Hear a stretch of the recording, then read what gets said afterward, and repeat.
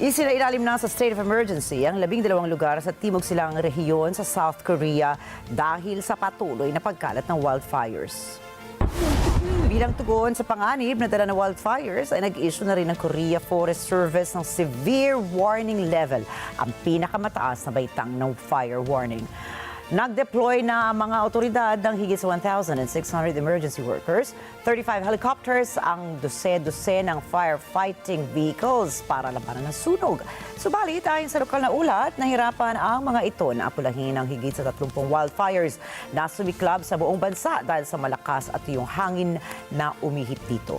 At dahil po dito, nakapagtala ang emergency services sa Seoul ng 4 na namatay. Kasama na rito ang 3 bumbero at 1 public servant.